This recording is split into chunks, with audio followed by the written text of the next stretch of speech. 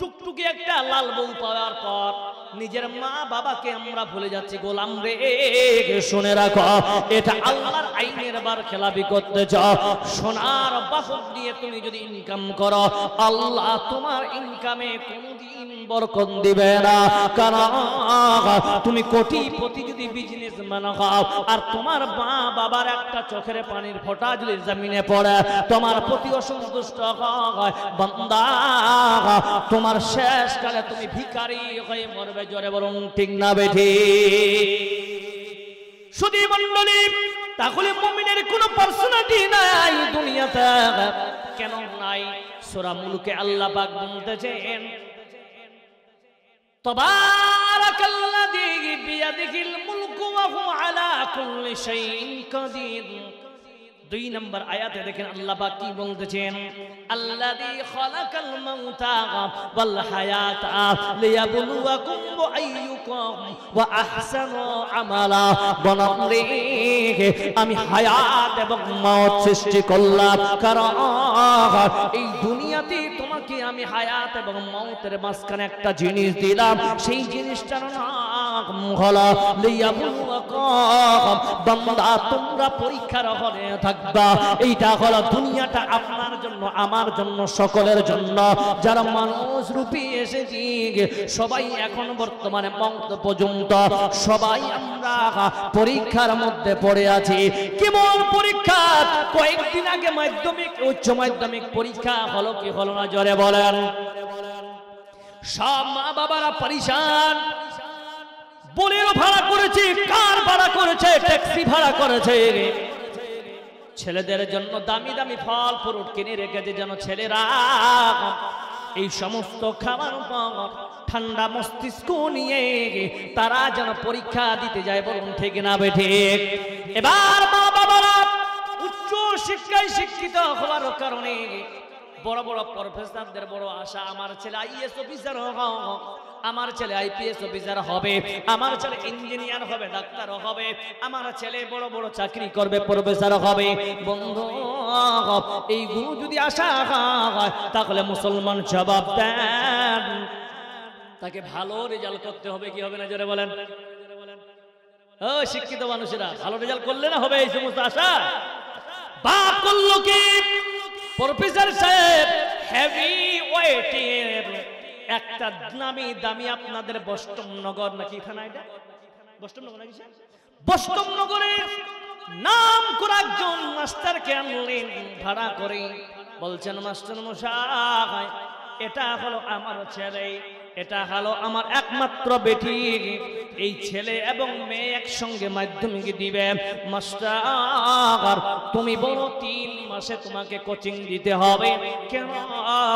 আমার 2 সন্তান যেন তারা বেশি বেশি 95 এর উপর নাম্বার তোলে। কারণ এদেরকে আমার নিয়ে বড় ইচ্ছা আছে, এদের নিয়ে আমার বড় স্বপ্ন হলো এদের আমি আইএস আইপিএস ডাক্তার ইঞ্জিনিয়ার তৈরি করব। ও মাস্টার, তাদের নাম্বার যেন ভালো হয়। মাস্টার মশাই বলছেন, ফি কত দিবেন? প্রফেসর টাকা বেশি বলছেন, আপনি বলার বলছেন 3 মাসের টাকা লাগবে 1.5 লক্ষ টাকা। প্রফেসর বলছেন, আপনার বিষয় আমি জানি, আপনি একজন ভালো মাস্টার, একটু যদি লক্ষ্য করেন ছেলে মেয়েদের ভালো রেজাল্ট হবে। বন্ধু 1 লাখ টাকা অ্যাডভান্স দিয়ে চলে গেলেন। 3 মাস কন্টিনিউ পড়ানো হলো, পরীক্ষা দিয়ে দিলেন। এবার রেজাল্টের পালা। যখন রেজাল্ট আসলো দেখতেছেন ছেলেটা 44% পেয়েছে আর মেয়েটা 42% পেয়েছে। জোরে বলুন, প্রফেসর খুশি হবে না বেজার? জোরে বলুন, খুশি না বেজার? এই জায়গায় কেন বলাচ্ছি আপনারা স্মরণ রাখবে, বলেন খুশি না বেজার হবে? রাগ হবে না? রাগ। সঙ্গে সঙ্গে 2টি মার্কশিটকে নিয়ে প্রফেসরের বাড়ি থেকে মাস্টারের বাড়িতে গিয়ে মাস্টার বেরিয়ে আসেন। বলছেন, কেন? বলছেন, দেখেন এটা হলো আমার মেয়ের মার্কশিট, মাত্র 42% পেয়েছে। ও মাস্টার, এটা হলো আমার ছেলের মার্কশিট অনলি 44% পার সাবজেক্টে পেয়েছি। মাস্টার রে 3 মাসের বেতন আপনাকে আমি 1.5 লক্ষ টাকা দিলাম, তাহলে এইগুলো দিন দেখার জন্য। এবার মাস্টার কি জবাব দিবে? মাস্টার খুবই বুদ্ধিমান ছিল, উত্তর দিতেছে, মাস্টার ও প্রফেসর বাবু, আপনার ছেলেকে আমি পড়ানোর দায়িত্ব দিয়েছিলাম, কি পরীক্ষাতে লেখার দায়িত্ব আমি নেইনি। জোরে বলুন ঠিক না বেঠে? ও প্রফেসর, আপনার ছেলেকে আমি দাগিয়ে দিয়েছিলাম, মুখস্থ করার দায়িত্ব তার ছিল। বাবারে, এই দুনিয়ার একজন ছেলের জন্য আপনি 3 মাস একটা মাস্টারকে রাখতে পারলেন। বাবা গো, আপনার ছেলে জাহান্নামে যাচ্ছে না জান্নাতে।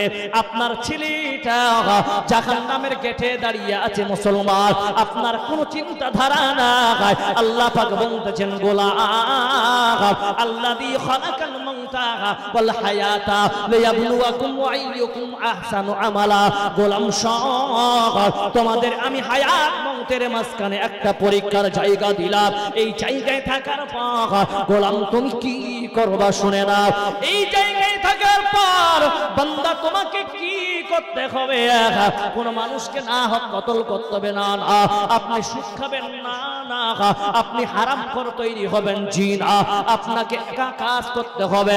বলে কি কাজ? এই কাজের কথা আল্লাহ বলে দিয়েছে। এই হায়াত মউতের মাঝখানে আমি পরীক্ষার হলে তোমাকে দিলাম।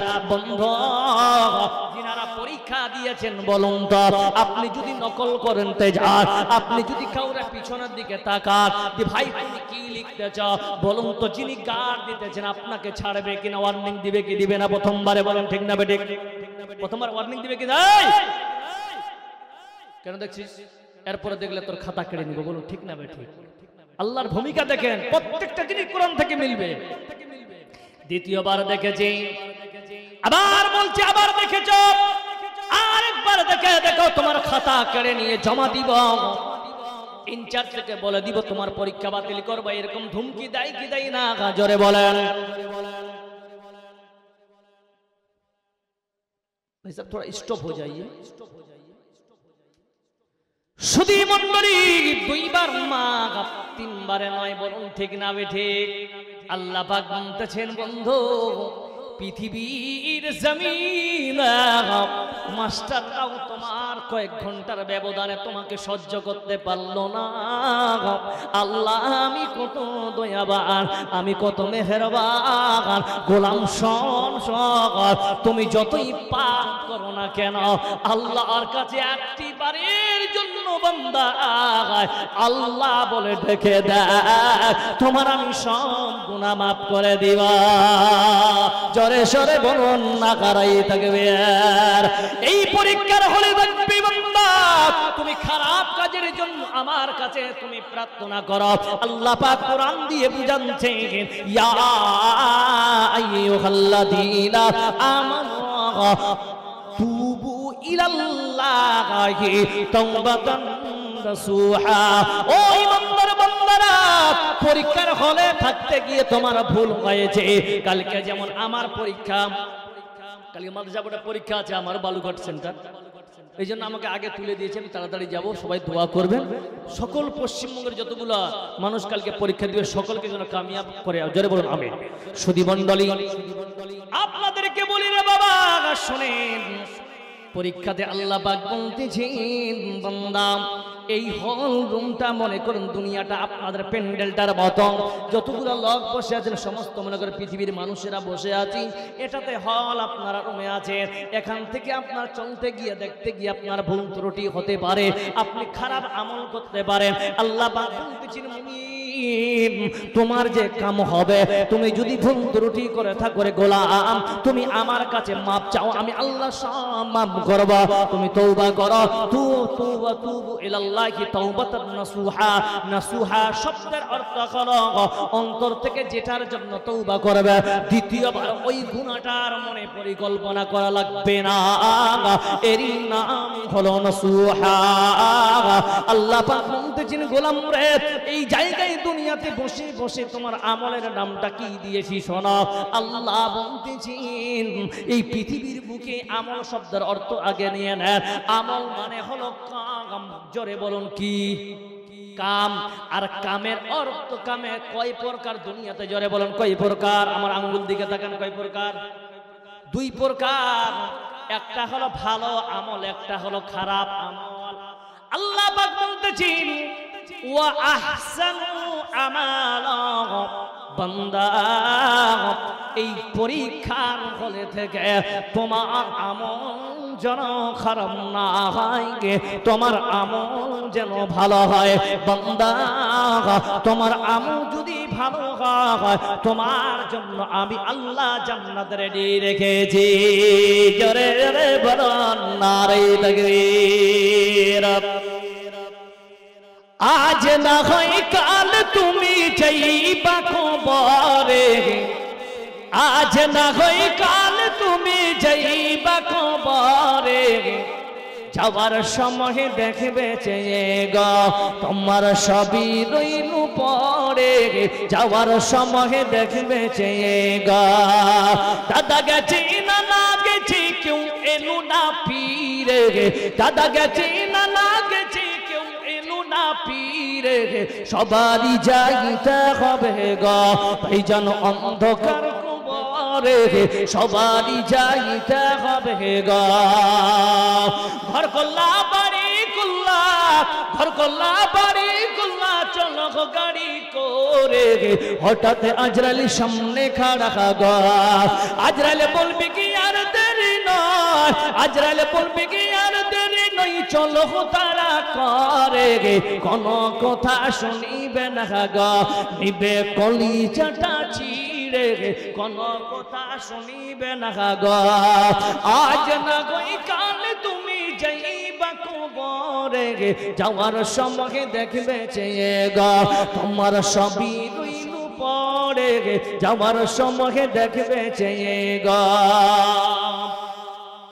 ছেলে মেয়ে বলবে বাবা, ছেলে মেয়ে বলবে বাবা কিভাবে যাও ছেড়ে, ছেলে মেয়ে বলবে বাবা, ছেলে মেয়ে বলবে বাবা কিভাবে যাও ছেড়ে, বাবা বলে রাখবো কারে গো ও বাবা এভাবে সংসারে, বাবা বলে রাখবো কারে গো। জোরে সরে বলুন নারে তাকবীর। শুধু মন্ডলী এবার আসেন, আল্লাহ পাকের নবী বলতেছেন দুনিয়া সিজনুল মুমিনিন, যিনারা জেলখানা দেখেছেন বান্দা আপনাদেরকে বলি এবার সলিউশন নিন মুমিন বান্দা, জেলখানা দেওয়ার ছোট না উঁচু থাকে? জোরে বলে উঁচু না? কতটা উঁচু ভাই? বাড়ির বাউন্ডারি থেকে অল্প ছোট নাকি? বিশাল বড় উঁচু। এই জেলখানার সঙ্গে যদি কোরআনের আপনি মিল লাগান, এই হাদিসের দ্বারা বুঝতে পারবে আল্লাহর নবী কত বড় বৈজ্ঞানিক ছিলেন, যেটা তুলনা করা যায় না। আল্লাহর নবী অন্য কিছুর সঙ্গে তো তুলনা করতে পারতেন, কিন্তু মুমিনদের জিন্দেগিটাকে জেলখানার সঙ্গে কেন তুলনা করলেন? এ মুসলমান, যেই জেলখানার ভিতরে পুরো এলাকাটা, পুরো বাউন্ডারিটা উঁচু দেওয়া দিয়ে ভরা থাকে কিনা? জোরে বলেন। এই উঁচু দেওয়াটার কারণ কোন আসামি যেন পালিয়ে না যেতে পারে। আল্লাহ পাক বলতেছেন বান্দা এই পৃথিবীতে আমি একটা জেলখানার মতো বাউন্ডারি দিয়ে দিলাম, ওই বাউন্ডারিটার নাম হলো আল্লাহর নবীর সুন্নাত এবং আমার আল কোরআন। কোরআনের মধ্যে আইন বান্ধানো হয়ে গেছে, এই আইনের বাইরে বান্দা তুমি যদি চলো তাহলে যেমন জেলখানায় আসামি যদি পালিয়ে যেতে চায় ওর পাছা গরম করবে কি করবে না? জোরে বলেন করবে না? আল্লাহ বলছেন যারা আমার আইন অমান্য করবা মনে করো তার জন্য আল্লাহ আমার জাহান্নাম রেডি আছে। কোন দেশের মেয়ে তুমি, কেমন তোমার বাপ, কোন দেশের মেয়ে তুমি, কেমন তোমার বাপ, ফেসবুকেতে ছবি ছেড়ে করছো কেন পাপ, মেয়ে করছো কেন পাপ। সুধী মণ্ডলী, এবার দেখেন বাউন্ডারিটা ঘেরাটা যথেষ্ট ছিল, কিন্তু বন্ধু ওই আসামিকে আবার বাউন্ডারির মধ্যে না রেখে একটা ঘরের মধ্যে রাখতেছে। ঘরটা রাখা ছিল, ওটাই যথেষ্ট ছিল, কিন্তু ঘরটাতে আবার দামি দামি শিকল দিয়ে মজবুত করে বাঁধা থাকে। কি থাকে না জোরে বলেন? যেহেতু বাউন্ডারি আছে, পালাবার কোনো স্কোপ নাই, কোনো চান্স নাই, তারপরও কেন ওই ঘরটাতে ঢুকানোর পর তালা লাগিয়ে দেয়? জোরে বলুন ঠিক না বেঠিক?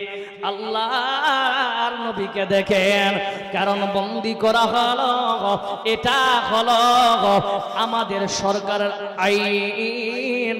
ভালো যদি হয় তবুও ঘরে তুমি বন্দি থাকো, যখন ছাড় দেওয়া হবে বান্দা সেই সময় তুমি ছেড়ে থাকবে। কারণ বন্ধু এই জেলখানায় যারা থাকবে তারা যখন জানবে আমার 12 বছরের জেল হয়ে গেছে, আমার আজীবন জেল হয়ে গেছে, আমার 15 বছর জেল হয়েছে, এই 15 বছর ধরে ওই বান্দা পরিবারের কোনো চিন্তা করবে না। জোরে সরে বলুন ঠিক না বেঠে?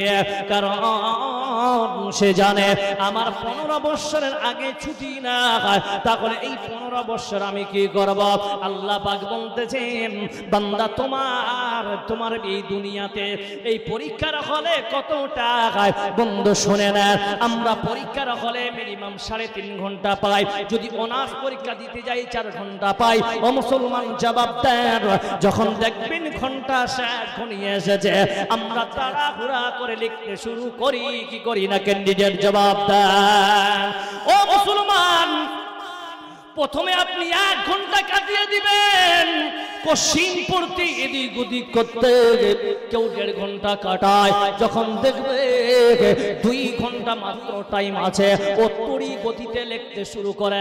আল্লাহ বলছেন গোলাম রে, এই দুনিয়ায় তোমাকে আমি পরীক্ষার হল দিলাম, তোমাকে তাড়াহুড়া করার কোনো দরকার নাই। কারণ তুমি যে দুনিয়াতে পরীক্ষা দিতেছ, তুমি কোশ্চিনের ব্যাপার জানো না, তুমি কোশ্চিন কি হবে তুমি জানো না, তুমি আনসার শুধু পড়েছ, কোনটা কোশ্চিনের কি তুমি এটুকু জানো, কিন্তু তোমাকে পড়তে হবে।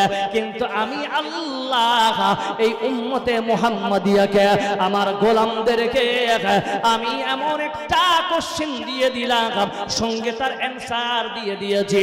বান্দা নামাজ পড়বি রে পড়, যদি নামাজ না পড়ে বান্দা জাহান্নামে যাবে, নামাজ যদি পড়ো বান্দা জান্নাতে যাবে। এটা ছিল প্রশ্ন, তার উত্তর জোরে বলুন ঠিক না বেটে?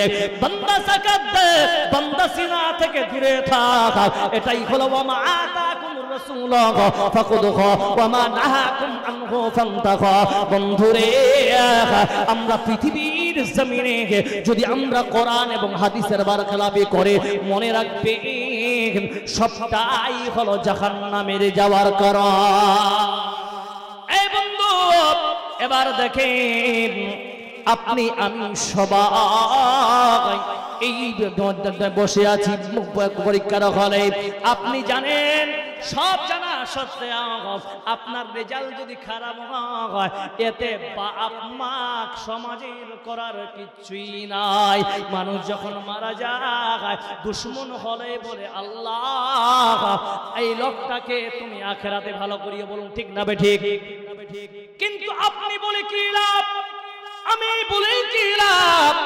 আমি যদি নিজের ঠিকানা যদি জাহান্নামে দুনিয়ায় থাকার উপায়, আমি ঠিকানাটা জাহান্নামে বানিয়ে দিই, এই মৌলানা সাহেব যতই দোয়া করো, ইনি যতই দোয়া করেন, আমরা যদি শিরিক মুক্ত জীবন নিয়ে যেতে পারি, আল্লাহর দয়া যদি হয়, তাহলে অনেক দিন পরে জান্নাত দেবে। কিন্তু বন্ধু, শিরিক মুক্ত জীবন আমাদের নাই। আল্লাহর নবী সাল্লাল্লাহু আলাইহি ওয়াসাল্লাম মুসলিম শরীফ, বুখারী শরীফের 6612 নম্বর হাদিস, এই হাদিসটা হলো আনাস ইবনে মালিক রাদিয়াল্লাহু তাআলা আনহু থেকে বর্ণনা করো। আজকে আপনি চোখের জেনাতে লিপ্ত আছেন, আপনি চোখের জেনাতে লিপ্ত আছেন, আপনি জবানের জেনা করার, কিন্তু আত্মার জেনার কথা এই হাদিসের মধ্যে লেখা আছে। কিন্তু মুহাদ্দিসিন হাফিজ ইবনে হাজার আসকালানি রাহিমাহুল্লাহ আর অন্যান্য মুহাদ্দিসিন লিখেছেন যে আর তার মনের পরিকল্পনার জিনা আল্লাহ মাফ করে দিবে। চোখের জিনাটা একবার দেখলে মাফ করবে, দুইবার মাফ করার কথা আছে, কিন্তু তিনবার আল্লাহ মাফ করবে না। বান্দা তুমি সজাগ হয়ে যাও। তাহলে বোঝা গেল কোথায় ছিলাম, কোথায় আসলাম রে বাবা। এইগুলো ছিল সূক্ষ্ম প্রমাণ। এবার আসেন, আল্লাযী খালাকাল মাউতা ওয়াল হায়াতা লিয়াবলুয়াকুম ওয়া আইয়ুকুম আহসানু আমালা। বান্দা আমাদের তাহলে দুনিয়ায় থাকার পর আমাদের নেক আমল করতে হবে। জোরে বলুন সুবহানাল্লাহ। সুধী মণ্ডলী, এবার দেখেন নেক আমল কাকে বলে। আমি বলেছিলাম আমল কয় প্রকার, জোরে বলেন, জোরে বলেন। আমি এখন মনে করেন আপনাদের আমি ছোট একটা শিক্ষক, ভালোর জন্য বলছে যে আমল কয় প্রকার। দুই প্রকার, আল্লাহ যেন সকলকে মানিয়ে নেয়। একটা হলো ভালো, একটা হলো খারাপ। আল্লাহ পাক বলতেছেন বান্দা মানুষ আমল করার পর আল্লাহ জাহান্নামে যাবে। চল মনে যাওয়া জালসা করে কি লাভ, বাড়ি যাই, আমল করবো তাও জাহান্নামে যাবো। জিহাদ দলিল কি আছে? আল্লাহ পাক বলতেছেন আমিলাতুন নাসিবা তাসলা নারান হামিয়া। বান্দা মানুষ পৃথিবীর বুকে আমল করতে করতে করতে করতে তারা থেকে যাবে। সন্ধ্যার সময় কইরে এক গ্লাস পানি দেয়, বলে কি বলে না কাজ করার পরে। আল্লাহ বলছেন এইরকম আমল করার পর আমি আল্লাহ এই বান্দাকে জাহান্নামে দেওয়া। জোরে বলুন কেমন? একটা ছোট্ট উদাহরণ দিচ্ছি গ্রামবাসী এলাকায়। আপনার দিকে ধান আবাদ করেন? কথা বলেন, করেন তো? একটু কথা বলেন, তাহলে মনে হবে যে আমি কথা বলছি, না হলে আপনি মনে করেন যে আপনারা ঘুমিয়ে আছেন। একবার জোরে বলা যাবে নারে তাকবীর, আরো জোরে নারে তাকবীর। ধান আপনারা কামান তো দেখবেন লক্ষ্য করে, আমরা ধানের যে আপনারা কি বলেন জানি না, এটা কি কেরি আইল বলেন নাকি কি বলেন শেখ? কেরি, কেয়ার না? তো কেয়ার দেখবেন শুরু থাকে, আবার কারো মোটা থাকে, থাকে কি থাকে না? এবার সকালে গেছে কেরি কাটতে, পানি লাগালে কেরি যদি না কাটেন দেবেন ফুকা দিয়ে পানি বেরিয়ে যাবে কি না পানি। সকাল 8টা থেকে সন্ধ্যা 5টা অবধি ও কেরি কোদাল দিয়ে কেটেছে। বুঝাতে পারলাম? এটা কাম কিনা? কথা বলেন, কথা বলেন। কিন্তু যতটুকু কাটার হক ছিল তার থেকে 79% বেশি কেটে নিয়েছে। এটা আইনের বিরুদ্ধে, আল্লাহর আইনের বিরুদ্ধে। মানে না হক আইল কেটেছে, সারাদিন খাটলো। এটা না হক আইল কাটার কারণে এও যাবে। কয়েকদিন আগে দেখবেন, কয়েকদিন পরও দেখবেন, আল্লাহ নবীর জন্মদিন পালন করতে গিয়ে অনেকে দেখেছেন কি ডিজে। কোন অসুবিধা আছে নাকি আপনাদের? কি ডিজের বাজনা আর মিউজিক দিয়ে আলী আলী আলী আলী নাকি এরকম একটা আছে না?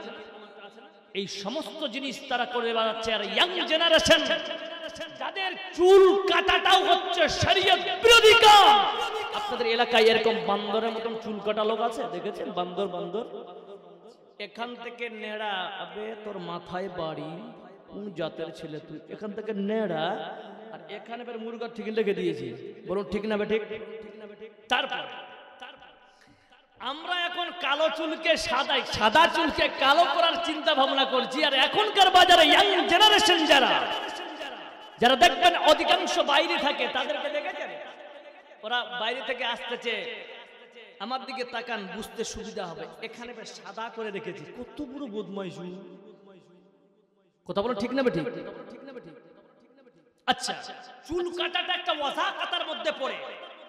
এবার দেখেন উনি এইভাবে চুল নিয়ে আল্লাহর নবী টাকুনোর নিচে কাপড় পরে সিগারেট মুখে হাত দিয়ে গুটকা খেতে খেতে ইয়া রাসূলুল্লাহ ইয়া হাবিবাল্লাহ যদি পুরো দিন চিৎকার করে আমিলাতুন নাসিবা, সারাদিন করতে করতে থকে যাবে, তাসলা নারান হাবিয়া, তবু ওই হালাতে মরে গেলে আল্লাহ তাকে জাহান্নামে দিবে। বলুন সুবহানাল্লাহ। কেন বললাম? মুহররমের সময় ধারালো অস্ত্র দিয়ে পুরো বডির রক্তের ফোয়ারা বের করতেছে, করে কি করে না জোরে বলে? এক ফোঁটা রক্ত তোমার জমিনে পড়েছে, আগে দেখতে হবে ভিত্তিহীন না ভিত্তি। এর কোনো ভিত্তিহীন আছে বলে কোনো হাদিস, কোনো প্রমাণ নেই। এরকম তামাশা করা কাজ, কিন্তু ওটাও কাজ কিনা জোরে বলে? ওটাও কিন্তু কাজ। ও আল্লাহর নবীর মুহাব্বতে পাগল, কিন্তু কাজটা যে সুন্নাত মোতাবেক নয় রে বাবা। এই জন্য আল্লাহ দলিল দিচ্ছেন, আমিলাতুন নাসিবা তাসলা নারান হামিয়া, তবু জাহান্নামে যাবে। জি হ্যাঁ, আপনি নামাজ পড়তেছেন, নামাজ যদি আপনার সুন্নাত মোতাবেক, সাল্লু কামা রাআইতুমুনি উসাল্লি, বুখারীর 15 নম্বর হাদিস। নামাজ পড়ো সেইভাবে, নামাজ পড়ো সেইভাবে যেইভাবে আল্লাহর নবী নামাজ পড়তে বলেছেন। যদি এই রকম উদ্দেশ্য আমরা নামাজ না পড়ি, মনে রাখবেন মুসলমান, এটার কারণেও আমাদেরকে জাহান্নামে যেতে হবে। ও মস্তান, ও ডাকাত, ও নামাজ চোর, আপনাকে বলতেছি, কোনদিন এখানে একটা ফর্মুলা দিচ্ছি। আমার শেখ বসে আছেন, আপনি কোথাকার ইমাম সাহেব? এই গ্রামের ইমাম সাহেব নাই, পালিয়ে গেছে, পালিয়ে গেছে, তাই নাকি? মাশাআল্লাহ, ভালো দাদা ভাই। তো আমি আপনাকে বলি, আপনি কোথাকার ইমাম? আপনি তো ইমাম একজন। আচ্ছা, আমার আরজাউল ভাই, ইনি একজন বহুত পুরানা বক্তা, খুব ভালো বক্তা, ইনি একজন ইমাম। আপনার ব্যাপারে জানি না স্যার। এই দুইজনকে উদাহরণ দিচ্ছি, দুইজনকে নিয়ে আপনারা শুনবেন আমি কোথায় নিয়ে যাচ্ছি আপনাকে। আরজাউল ভাই, আপনাকে বলি, আপনার নাম কি?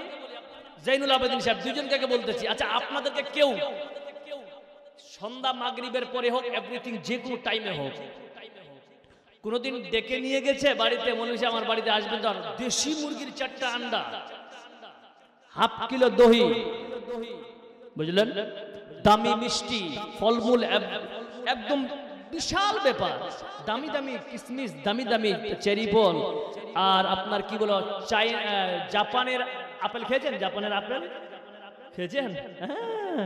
এই সমস্ত দামি দামি ফল ফ্রুট এত বড় একটা থালিতে সেজে রেখেছে। মৌলভী সাহেব, আজকে আমার বাড়িতে আপনার দাওয়াত। আচ্ছা, দাওয়াত পেলে মৌলভী খুশি হবে কি হবে না? জি বলেন, খুশি হবে কি হবে না? বলছে, আবে মৌলভীর পেট ইন্ডিয়া গেট, খাবাইছে বের উড়াই, আছে না এরকম? খাবাচ্ছে গ্রামবাসী, বদনাম করছে মৌলভীটার উড়াই। এরকম খাওয়াটা না খাওয়াটাই ভালো।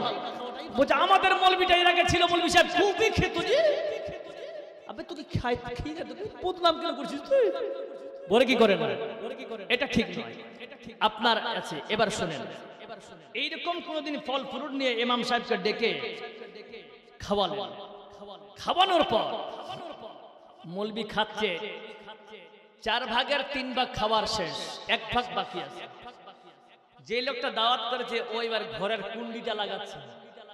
কুন্ডি বোঝেন? কুন্ডি লাগাচ্ছে, আর ঠিক দরজার পাশে কিন্তু এরকম একটা মোটা লাঠি কিন্তু দাঁড়িয়ে আছে। বলেন তো মৌলভীটা ভয় পাবে কি পাবে না? বলেন, পাবে কি পাবে না? বলছে, হাবে খাইতে গেল কেন, পিটতে শুরু করে দে, মুশকিল হয়ে যাবে। বাস, মৌলভী সাহেবকে বলছেন, ও ইমাম সাহেব শোনেন, আপনাকে আমি দাওয়াত করেছি, আমার উদ্দেশ্য হলো আপনার পিছনে আমি মুসাল্লি মুক্তাদি হিসাবে নামাজ পড়ি মৌলভী, কিন্তু সকলের সামনে আমি বলতে লজ্জা পেয়েছিলাম, আপনাকে ভিআইপি দাওয়াত করে নিয়ে আসার উদ্দেশ্য হলো মৌলভী সাহেব, আমি মশলা পেড়ে আমি নামাজটা পড়তেছি, দয়া করে আমার নামাজটা রাসূলের মতো আছে কি না একবার দেখেনি। কে এসে আপনার কাছে? কে এসে আপনার কাছে এরকম বলতে এসছে আমার নামাজটা ঠিক আছে কিনা? আর আপনার ছেলে রেজাল্ট ভালো হবে, মেয়ের 1.5 লাখ টাকা খরচ করে দিলেন, আর মৌলভীর জন্য 200 টাকা ফলমূল কিনে নিয়েছে, মৌলভীর কাছে নামাজটা শিখলেন না। 2013 আগে মসজিদে চেয়ারে নামাজ পড়তে দেখেছেন? 2013 আগে চেয়ারে নামাজ পড়তে দেখেছেন?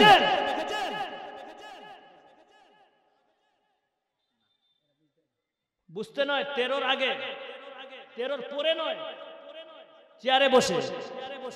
এখন অ্যাভেলেবিলিটি বেড়েছে কিনা বলেন? কেন বেড়েছে? যুক্তিটা দিচ্ছি শুনেন। আল্লাহ নবী সাল্লাল্লাহু আলাইহি সাল্লাম কি বলছেন? 9 থেকে 11, 9 থেকে 11, একটা হাদিস 7 থেকে 9, 7 এনে 9 এনে। একটা উদাহরণ দিই, আমরা গ্রাম্য এলাকায় বাঁশের কঞ্চি যেদিকে হিলাবে, বলেন বলেন, সবাই তো জানেন, বলেন না? হ্যাঁ, তাহলে আল্লাহ নবী সাল্লাল্লাহু আলাইহি সাল্লাম বলছেন যে তোমরা নিজের ছেলে মেয়েদেরকে 7 থেকে 9 বছরের মধ্যে তোমরা নামাজের জন্য তাকিদ করো, নামাজ পড়তে বাধ্য করো। কেন বলবো? একটা বাচ্চা যদি ছোট থেকে নিয়ে 7 থেকে 9, যেখানে কত বড় বৈজ্ঞানিক ছিলেন, হাড়ের ডাক্তার ছিলেন, হাড়ের ডাক্তার। এই যে আজকাল আপনাদের এখন ব্যথা, হাঁটুর ব্যথা বলছি কিনা, এমন আপনি কোমরটা কেন বাঁকা হচ্ছে না, আপনার সোজা কেন, চেয়ারে পড়তে লজ্জা লাগে না? আল্লাহ নবী কত বড় বৈজ্ঞানিক ছিলেন, আমাদের জানার দরকার ছিল। এই জন্য বলতেছি, একবার কোনদিন সালাতকে নিয়ে এবং বৈজ্ঞানের সমস্ত তথ্য নিয়ে একবার পড়েন, আল্লাহর কসম করে ওই বান্দা তাহাজ্জুদ জীবনে ছাড়বে না। জোরে বলো নারে তাকবীর। নাই আল্লাহু আকবারটা নাই, আল্লাহু আকবার আমাকে কিরায়া করে নিয়ে আসতে হবে। জোরে বলো নারে তাকবীর, নারে তাকবীর। সদী মণ্ডলী, এবার 9 থেকে 10 বছর বাচ্চারা যদি নামাজ পড়তে শুরু করে, ওই বাচ্চা যদি 125 বছর বয়স হয় তবুও তার রুকু সোজা হবে। জোরে বলুন নারে তাকবীর। রুকু ঠিক হবে, সাজদা ঠিক হবে, নামাজের প্রত্যেকটা রুকুন ঠিক হবে, ওর চেয়ার লাগবে না। জোরে বলুন সুবহানাল্লাহ।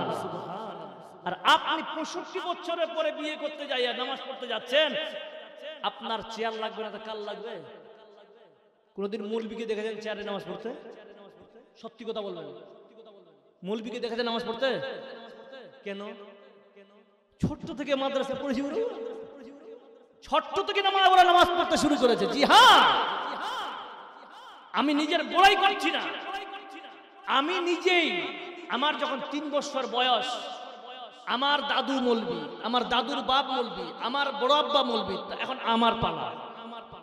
আমার দাদু এত কঠোর মানুষ ছিলেন যে আমার বাপকে বাড়ি থেকে বের করেছেন, নামাজ পড়িস না। জি, এরকম কঠোর মেজাজ যদি হয় তাহলে আমরা সুন্নাত এবং কোরআনের প্রতি আমল করে চলতে পারবো। জোরে বলুন সুবহানাল্লাহ। নাতে বরবাদ হয়ে যাবেন আপনারা। আপনি নিজে হজ করে এসে আপনি জান্নাতে যাবেন, কে বলেছে আপনাকে? জান্নাতে আপনারা ঠিকা নিয়েছেন? ঠিকা তো নেননি আপনারা। আমি কি বললাম? যে আপনি নামাজ পড়ুন, যাকাত দিবেন, হজ করবেন, যত আমলিয়াতের কাজ আছে সম্পর্কে করলেও আপনি জাহান্নামে যাবেন। এর থেকে বড় জিনিস আমি বলতে পারবো না।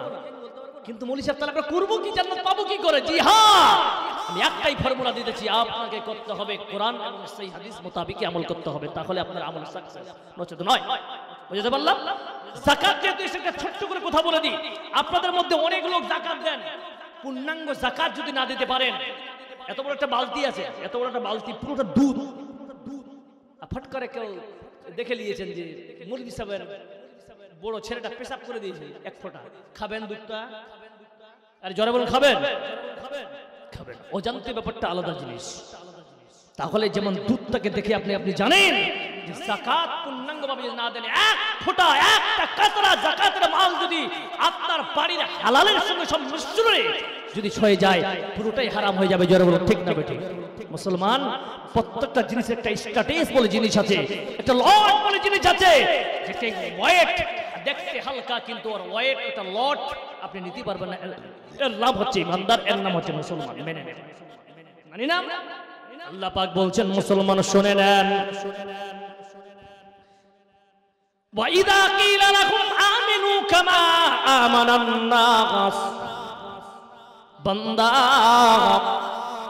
তোমরা যদি ঈমান ওয়ালা হতে চাও, তোমরা আমার সাহাবাদের মতো ঈমান আনো, বান্দা জান্নাত পেয়ে যাবে। সাহাবাদের মতো কেমন ঈমান? এ মুসলমান শুনুন, আজকে আপনাদেরকে বলি, শুনে নেন, শুয়োরের মাংস খাওয়া হালাল না হারাম? দারু খাওয়া হালাল না হারাম? সুদ খাওয়া হালাল না হারাম?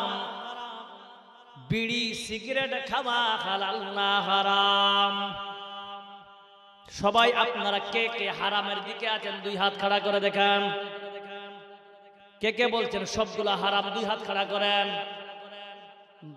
बांग्ला नहीं समझते जी आप लोग? कौन कौन सपोर्ट करते हैं कि हराम है वो हाथ खड़ा करें। बाकी कोई हम जो बीड़ी खाए আমি হাত খড়া করব। জি হ্যাঁ, তাহলে দলিল নেই।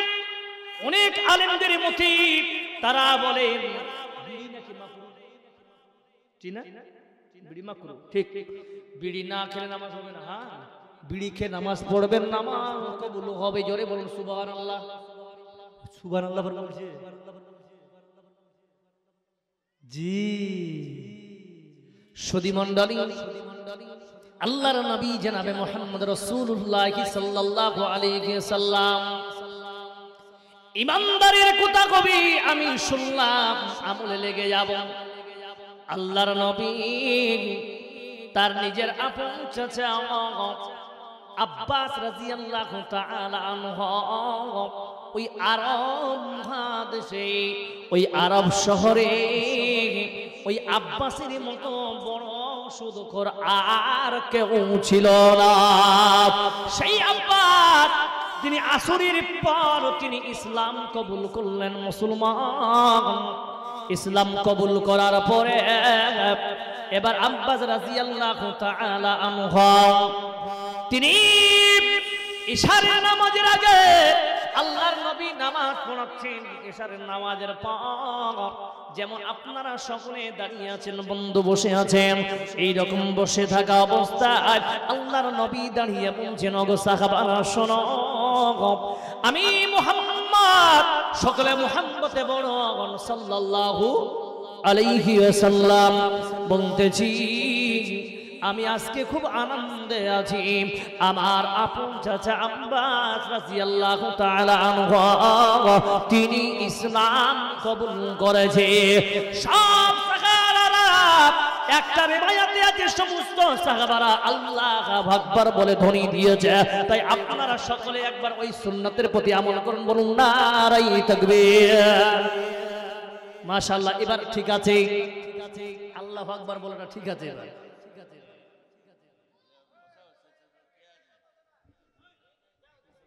এরা আপনাদের না, আপনারা দাঁড়িয়ে থাকেন, বডিগার্ড এরা আপনাদের বডিগার্ড।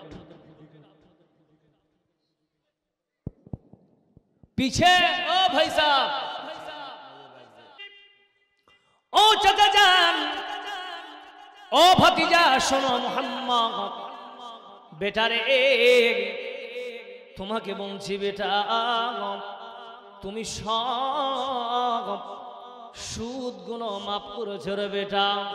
বেটা মুহাম্মদ এই ইসলাম কবুল করার কারণে, এই আলোতে এই রাস্তায় আসার কারণে বেটা মুহাম্মদ আমি সুদটা তো তুমি মাফ করেছ, আমি আসলটা মাফ করে দিলাম। জোরে সরে বলুন না গারাই থাকবে। মুসলমান, আজকে আপনারা সবাই সুদের কারবার করতেছেন, বলুন ঠিক না বেঠিক? নিজে পারেন না, নিজেকে আপনারা কি হিজড়া কামাই করতে পারেন না, স্ত্রীকে পাঠিয়ে দিচ্ছেন আপনি গ্রুপে, বলুন ঠিক না বেঠিক? এই ডগরা লোনে শত সুদ আছে, বন্ধনে সুদ আছে কিনা জোরে বলেন। ও মুসলমান জবাব দেন, আপনার মা, আপনার বাবা, আপনার নানি, আপনার দাদি গ্রুপ করে নি, তারা কি না খেয়ে মরেছে? জোরে বলুন না খেয়ে মরেছে না খেয়ে মরেছে? জোরে বলেন খেয়ে মরেছে। এর উপরন্ত দলিল আল্লাহ পাক সূরা তালাকের 2 নম্বর আয়াতে আল্লাহ বলতেছেন, বিসমিল্লাহির রহমানির রহিম, ওয়া মান ইয়াত্তাকিল্লাহা ইয়াজআল লাহু মাখরাজা ওয়া ইয়ারযুকু মিন হাইসু লা ইয়াহতাসিব। বান্দারে তোমরা আল্লাহকে ভয় করো, তোমরা আল্লাহকে ভয় করো।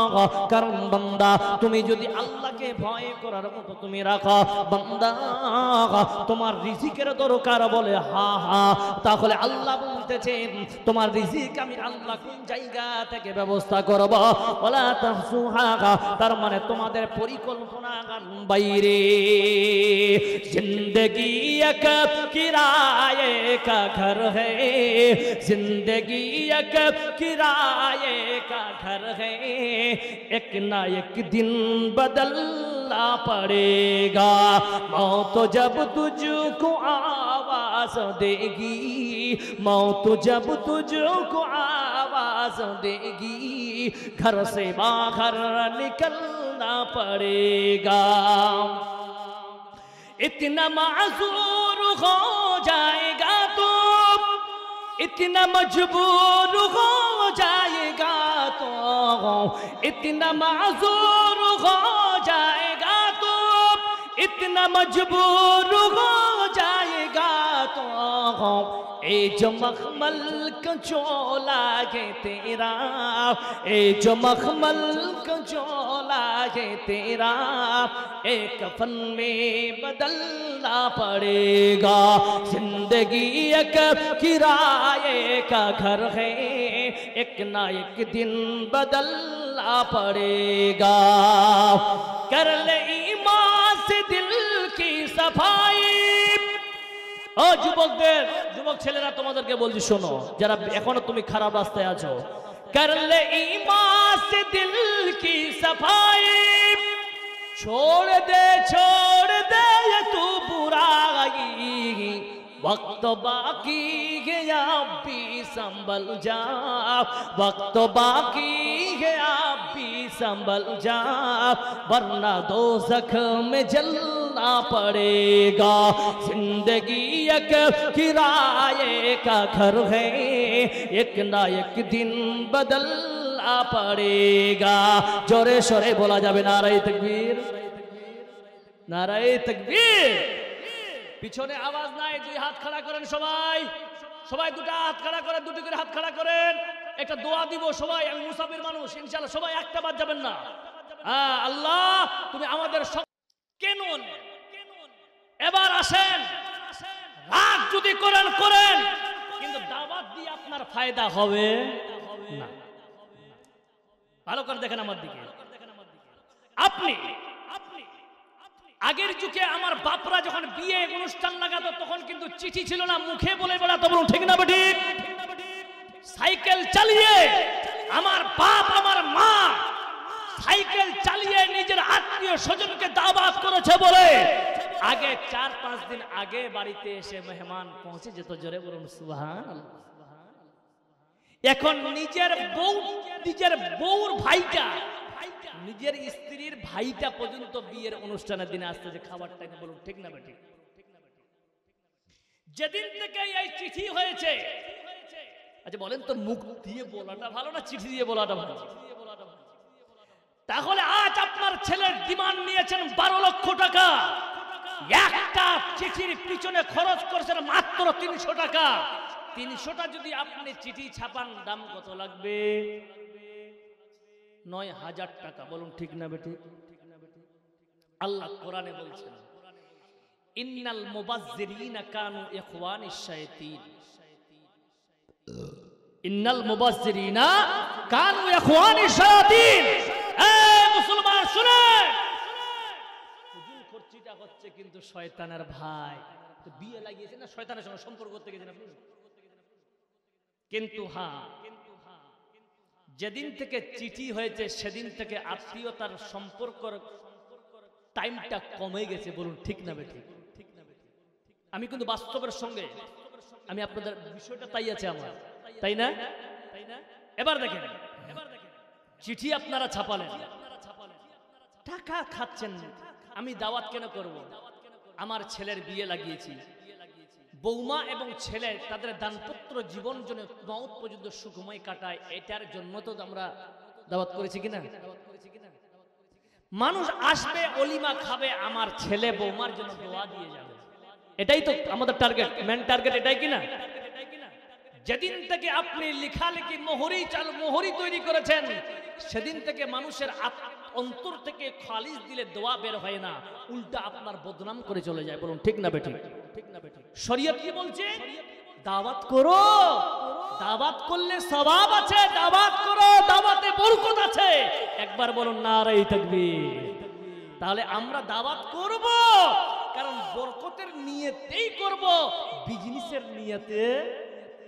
কথা বলেন, বিজনেসের নিয়তে নয়। আপনাকে কে বলেছে 8টা মহিষ কিনতে? আপনার দম নাই তো কিনতে যাবেন কেন? যতটুকু আছে আগের জামানায়, আমি হয়তো বলতে পারবো না, আমার বাবা মা গল্প শোনায়। আপনাদের এলাকায় যে কি আছে জানি না, আর জাউল ভাই ভালো করে বলতে পারে। আমাদের দিকে মেনু ছিল নাস্তা সুজি আর লুচি। কথা বলেন, আপনাদের দিকে ছিল না বাপজি? ও বাপজিরা আপনারা আছেন, বাপ তুলো না, আপনারা বলেন।